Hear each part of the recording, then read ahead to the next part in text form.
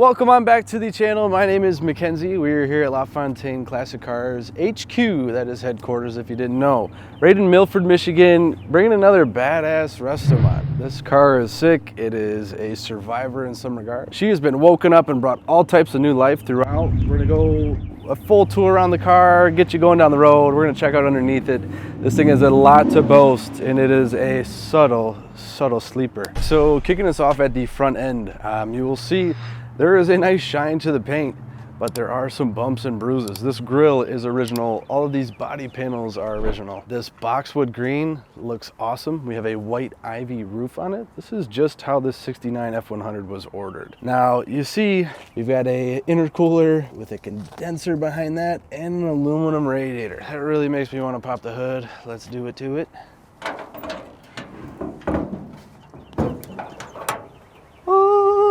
Hot damn! This is a Gen 2 Coyote with a Roush twin screw supercharger on top. This thing makes a whole bunch of horsepower. Put down 632 most recently at the wheels, and it is capable of more if you drop down that pulley and add a little bit more fuel. These Coyotes continue to blow my mind. I've always been an LS fan, but these are really coming into their own, and this is becoming more of a desired swap. Fuel injected, turnkey and go every time. Right down here we have the Ford Racing control pack. It helps adapt this modern engine to an old school chassis, and wiring harness really dumbs things down. We have some long tube headers on here. Nice TIG welds, those are stainless steel. See the fuel pressure regulator up on the firewall. Optima red top with the fat fender garage battery mount. Nice aluminum radiator. If you peer on down through here, you see that AC condenser. Yes, this is equipped with vintage air, and we do have that Mishimoto intercooler, keeping our intake air temps nice and cool. Plenty thick and fat JLT intake. We have power brakes all the way around this. Sexy looking master with the booster behind. Dual electric fans, electric steering, the list goes on. Super cool, and everything's paint matched this Boxwood green, which I think is a pretty cool touch. But not only can you use this thing as a truck, you can use it as a damn sports car. Look at these fat wheels, fat disc brakes we have all the way around it. This is a 20-inch by US Mag. I like the paint the way it is, but this would be a great candidate for a paint job. This thing is so straight everywhere you look. Looks like we have a new mirror on here. You see a fuel cap there, but it's a little misleading. A little bit more rubber out back with the nice caliper there as well. Check this slick stuff out.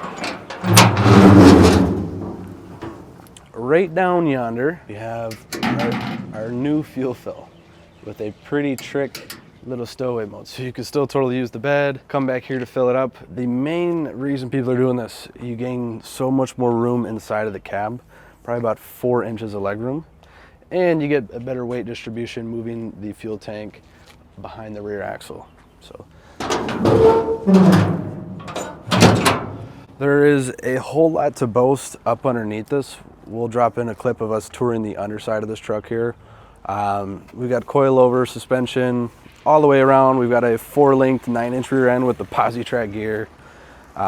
It's really sweet. Down the rest of the passenger bed side, and you can point out the scratches and the chips, but it is straight, it's clean, it's free of any rot. Nice door gaps, big clear back window. This truck is slick. Have a factory antenna up on there, which is functional. And this thing has been taken up a few notches in the sound department. It's got Bluetooth, AM, XM, all that fun stuff. All right. Whew, doors open very smoothly. They're not sagging, and they're clean. You look around the seam all the way, you see factory spot welds, nothing dented up, nothing packed full of Bondo. The door cards are in great shape, as is the glass. In this interior, we got some really trick stuff going on. These are from the guys over at TMI Interiors. These are adjustable seat bottom and seat back bucket seats, done in a leather with a nice matching console. You don't realize, you know, how badly you need a cup holder until you don't have them. So those will come in handy. Another cool thing about this truck, this is not aftermarket, but this one came equipped with a headliner. Keeps the cab a little bit more quiet, and it's just nice. It looks good, it finishes it all out. Have a really cool billet leather wrapped wheel here. Nice 3-spoke, a good size for the truck. And just beyond that, these are slick as can be. We got some gauges from Dakota Digital. They work very well with this new Coyote Power we got, and they look sweet. And you can change those to be any color of the rainbow. They're green because we got a green truck. Right there in the middle, this is our Retrosound stereo, like I mentioned earlier. It's got the Bluetooth, it's got the auxiliary, AM, FM, all that fun stuff. And just below that, I love the job they do making this look stock. That is a vintage air control to work the AC, which blows out of these nice vents right down there. New carpet kit in here, obviously. Dash is clean. This thing sounds good. We got some additional speakers pumped into these door cards, which I like. Glove box, clean and simple. All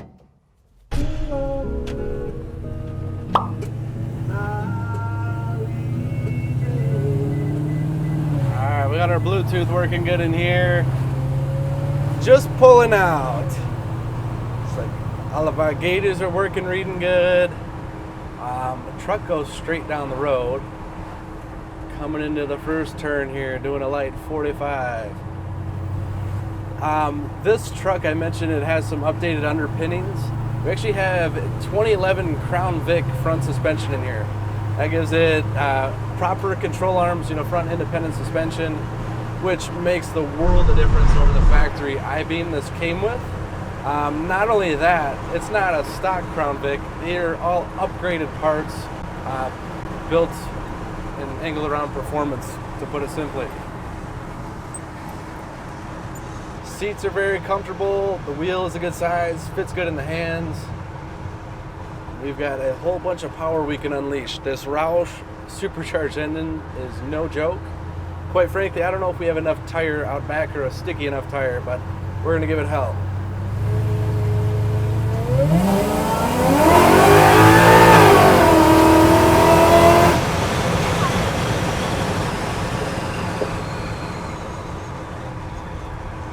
Well, the brakes were good.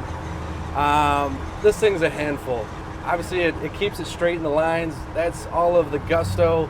The further you take the RPMs, the more boost it's gonna make. This thing is crazy. Very well built. I can drop it in reverse. It's like a daily driver kind of build. You can do whatever you want with it. It behaves well. With those electric fans and that aluminum radiator, it doesn't get hot, and you could put it through its paces like I just did without hiccup. You can sit in traffic. You can listen to your tunes. You can get the air blowing cold. Let's get back to having the truck do the talking here.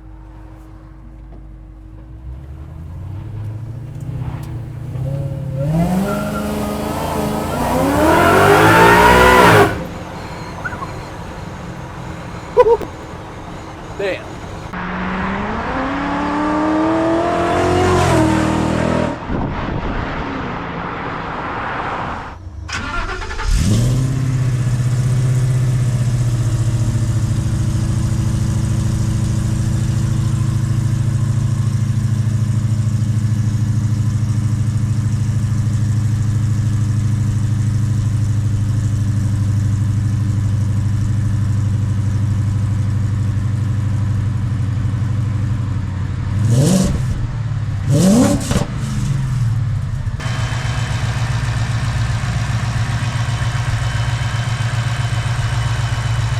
Very thrilling ride, very well built truck. If it doesn't tell you in our description, this thing did a power tour, a hot rod power tour, and it crossed many estate lines in one trip and did it with ease. You could drive this thing home wherever you may live. We could ship it to you, all that fun stuff. We've had a couple of these Coyote F100s. I dig the hell out of them. This has got to be the most well built, most radical one yet. Don't think it's gonna last long. Give us a shout if you like what you see. That number is 248-714-2110. And we always put down in the description of this video a link to view the full listing on our website. You can find the price. And we also got some more. I know I got another 69 Coyote truck coming down the pipeline that's just getting wrapped up. So if you miss out, call us up and ask about that one. I hope I don't jinx myself, but I really think this is gonna go quick. It is that kind of cool. It's tested, proven.